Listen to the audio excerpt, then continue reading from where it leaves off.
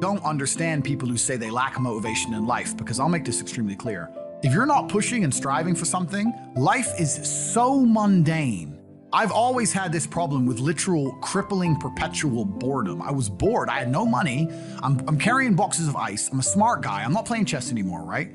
I'm 34 now, so this is quite a few years ago. It's before the internet, before Facebook was all big and nothing. What do you do with your life? What's there to do? I need to do something which drains me so that I can go to sleep at night without frustration. And if I kickbox, if I run 3 miles to the gym and then fight for 3 hours and run 3 miles home, at least I can sleep. I literally couldn't sleep. I wouldn't say it's ADHD, but I was just frustrated. And then on top of that, I've always had this huge frustration in regards to money, even though I was poor. I'd grow up around a bunch of other poor kids, and we'd be walking to school or walking to college, and a Ferrari would drive past. And they'd go, "Oh, cool, Ferrari." And I'd say, "Doesn't that annoy you?" And they're like, "What do you mean?" And I'd be like, "He knows, he's hacked the matrix. Don't you see? How does he have 400 grand for a car? He knows something we don't know. Aren't you annoyed that there's people out there living a lifestyle that we can't ever aspire to? We're never gonna work in a job and pull this off. Doesn't this bother you?" And they all be like, "No." But me, I was always angry. I was always angry, not angry in a go to jail way, but just I was angry. I was like, something isn't right, something doesn't add up. So kickboxing was my answer. I just started kicking people's ass, and I just felt a little bit better. That was kind of how it worked. At what point did you realize you were like world class at this? So when my first day in the gym, I walk in, my coach, it was 4 Bosnian men. I was a child. It was 4 Bosnian men in this tiny little terrible gym. It was not like a commercial gym or a commercial class. And he said, "Can you fight?" And I said, "Yeah, I've done karate for a few years." That I got knocked clean out my first day, of course. And I guess they expected me to never come back, but I kept coming back. And my coach said to me, look, after about a year, he said, "Look, I want to put you into a fight." And he took me down to a town called Southend-on-Sea. And my first fight wasn't kickboxing. My first fight was actually MMA. And it must have been a little over a year because I was 18.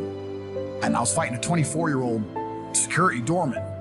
And being a stupid American, I thought pounds and kilos were the same, because I weighed in at like 82 kilo, he weighed in at 90 kilo, which is an 8 kilo difference, which is almost like 20 pounds. And I was like to my coach, "Is that a big difference?" He's like, no, don't worry about it. I was like, okay. But thinking back, a 20-pound difference is a big difference in fighting, right? And I got in there and I won. I didn't win necessarily through skill, but I just kept going and I just outgassed him. And towards the end, I'm just on top of him, just punch him in the face, right? And I'm only 18 years old. So from there, my coach was like, "Okay, you have some potential." And for a long time, I believed it was my only way out, because before the internet and stuff, I'm going to college, I finished college. I don't believe in university because I'm too smart to get in debt for formal education. I'm too smart for that job. So I finished college. I'm working these sales jobs. I was always a good salesman. So I'm working sales jobs. I'm bringing in, $3,000, $4,000 a month, whatever. But I thought my only way to get rich is fighting. I couldn't think of another way to get rich. And I didn't fight only to get rich, but I saw light at the end of the tunnel. So that's all I wanted to do, was just fight, fight, fight. And so at what point do you go fight for the first world championship? So I fight for my first ever world championship on 2 days' notice. So I'm in Slovakia. There was a town. I'm going to tell everyone now on this podcast. I'm going to give the secret away. If you're bored right now, if you're watching this on the internet, load up Google Maps, right? And there's a town called Košice, K-O-S-I-C-E. And it's on the opposite end of Slovakia to Bratislava. So Bratislava is the capital, and then you have Košice on the other side. It's 4.5 hours drive from Bratislava. It's about 4 hours drive from Warsaw, and about 4 hours drive from Budapest. It's in the middle of nowhere. But all the villages and all the towns, everyone around this little town, every hot girl within about 400 square kilometers lived in this town. Because there was nowhere else to go, right? And they were all there. And when I was going there, this is pre-EU, they didn't have the euro. And me and Tristan used to go there on holiday because we would clean up. And when I say clean up, I don't mean clean up like you clean up on holiday with some in Mexico. I mean clean up with 10s, like supermodels. It was unbelievable. And a beer is like 30 cents. And we're the only men there who speaks English. So I was in Košice, and then I got a phone call from Amir saying you have a world title fight in 2 days. I was literally drunk at the time. I must have been crazy. I was like, okay. I can't explain, and I want to say this in a way where it's truly understood. When I say I didn't give a shit if I lived or died, I don't mean that in a sad, suicidal way. I mean that in an empowered, charging at the gunfire. Back then, I didn't think I had anything that really made me really give a shit about living. Not in a do-do-do sad way, just in a, let's go out in a blaze of glory then. I'm not rich, I don't have nothing. Well, who is this guy? So it was against a French world champion, Jean-Luc Benoit was his name. And the opponent pulled out and they needed a guy on 2 days' notice. And I had to lose 6 kilos, which is around 13 or 14 pounds in 2 days. So I just stopped eating, stopped drinking, sitting in saunas, spitting all the water, just dying. Finally made weight, went to France, fought him 12 rounds, my first ever 12-round fight as well, fought him. And they gave the decision to him, but I was wrong. I didn't knock him out, but I beat him. But the tape was so convincing, the tape was actually sent off to the ISKA, the fighting organization, and they demanded a rematch. They knew I won, right? Okay. But he's French, he was in France, and fighting has a lot of politics to it. You have to understand, I mean, UFC is UFC, the real big ones, but outside of the smaller ones, it makes more sense for the French promotion of a French champion. They'll sell a lot more tickets and a lot more pay-per-views with a French champion. So they commanded a rematch, and I rematched him 7 months later and knocked him out in the 8th, and I became world champion. Okay. Why keep going once you've won? There's always a new mountain to climb. I mean, that's a good question, because that's also kind of the reason I quit. Because it's like, why keep going? Well, there's always someone new to fight, and I'm still not financially where I want to be. And I don't know what else I want to do with my life.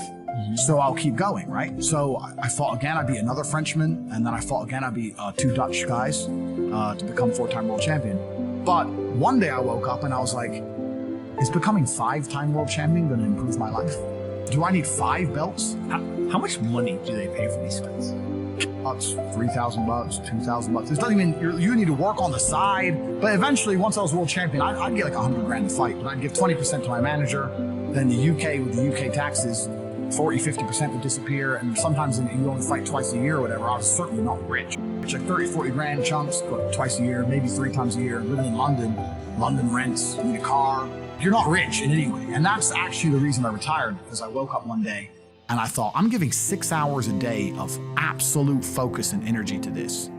And I believe I'm smart enough that if I put that much tenacity into something else, I can be a multimillionaire. I truly believed that. I was like, I've realized now I've reached the pinnacle of kickboxing. My choice is either to change over to MMA, which I was offered to do earlier in my career, but at the time the kickboxing contract paid more money. I had to pay the bills, so I went with kickboxing. Change over to MMA, learn to wrestle, change over to UFC, blah, blah, blah. But this is also like 7-8 years ago where even the UFC didn't pay the money it pays now. So it'd be like starting my career all over again. And at the age of 28, I thought, I don't have the gumption to start again. I've been through hell for this. I've broken my hand 8 times. My ribs have been broken. I don't want to do this all over again. So I decided to get rich.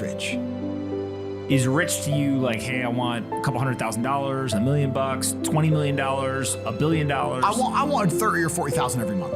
30 or 40,000 every month, so about $500,000 a year, give or take. Okay. I thought if I had that much money, I could do whatever I wanted. Okay. So what's step 1 that you do? So step 1 is, maybe that's how we ended up here together, my friend. Step 1 is, decided to be very logical about it. Chess player, right? So I was like, I want money. What is money?